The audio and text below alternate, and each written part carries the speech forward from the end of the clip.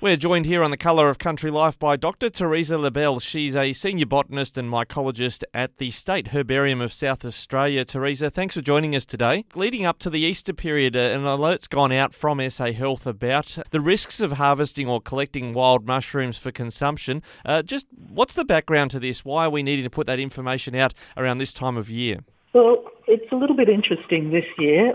We put an alert out every year, but this year we're putting out before Easter. It's early because it's been quite a wet and coolish summer, and we've had some really good rains up in the hills. And I have 2 or 3 places that I visit from about early March to early May, and just check to see if the death cap, the deadly mushroom, is coming up.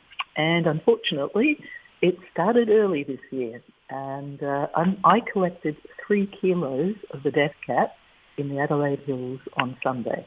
Right, well, that's a good reason to be concerned. I'm going to just say I think there's people who think they know what a mushroom looks like and can tell one between the other. What are the telltale signs of what a death cap looks like? It is actually not that easy to tell apart some, particular species. But the death cap is quite distinctive. It only grows with oaks, beech and chestnut in Australia, and you can recognise it. It has white underneath the cap, it has a bulbous base at the bottom of and so you have to dig up the base of the mushroom a little bit, and you'll see this cup-like structure at the bottom. And the top of the cap is kind of yellowy green and it has a metallic sheen to it.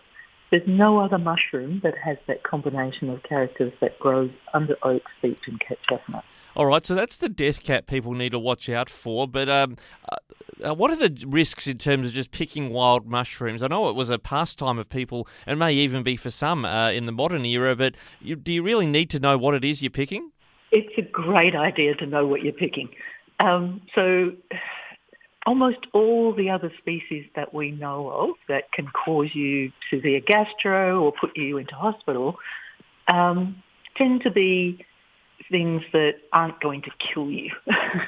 But there's always the odd case or person who's highly allergic or has a much stronger reaction to something, whereas the average person maybe just gets a bit of a tummy ache. It's relatively common. We're seeing it in the last 2 or 3 years. We're actually seeing more cases of adults turning up at the emergency room or calling the poisons information line. So that interest in foraging is expanding, is increasing. But there is also some really good online social media groups, Facebook pages, and the foraging community in South Australia. There's some pretty good people out there who will, if you put up a photo, will tell you, what are you doing?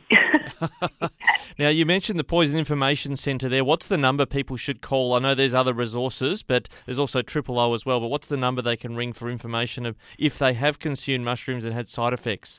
If you've got any symptoms whatsoever, go straight to the emergency room. Do not wait. But also call the Poison Information Centre on 131126, and they will give you active advice if you have any concerns and help you.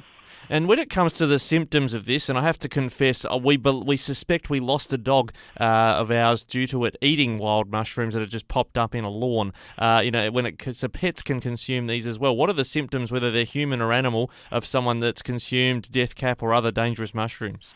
Well, so most of the ones that are going to cause a bit of gastro, a bit of discomfort, if you like, you will have symptoms within 30 minutes to 2 hours. And so you'll get a bit of gastro, maybe a little bit of fever, vomiting, diarrhea. And most of the time those symptoms will slow and disappear within 24 hours.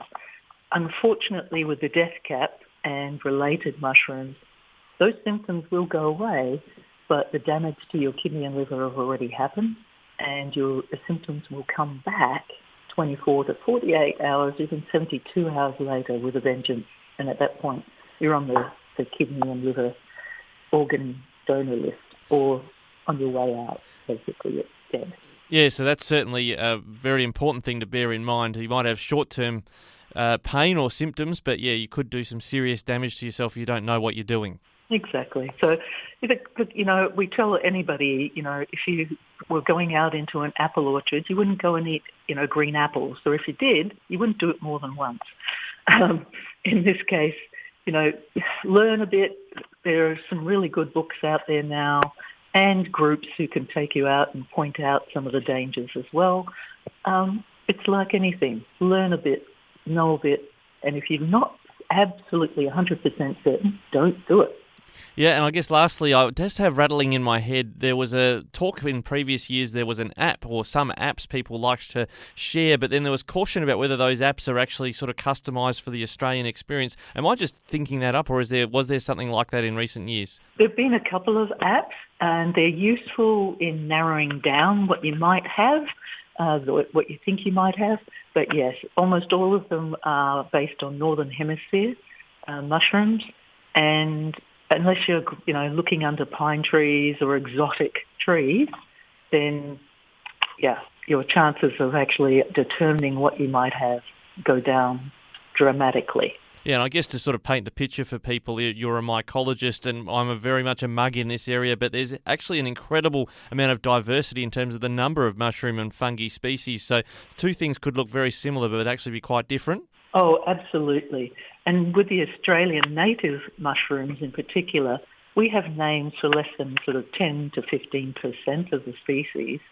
And, we have no or very limited knowledge of what the chemical toxins might be that those fungi have. Something like you're looking at 10,000 to 15,000 species of mushrooms. Absolutely. Pays to know what you're doing before you go foraging, if that's what you want to do over the holiday season. Thank you so much, Dr. Teresa Lebel, for joining us today. You're more than welcome. And take photos, enjoy your walks and talks over the long break.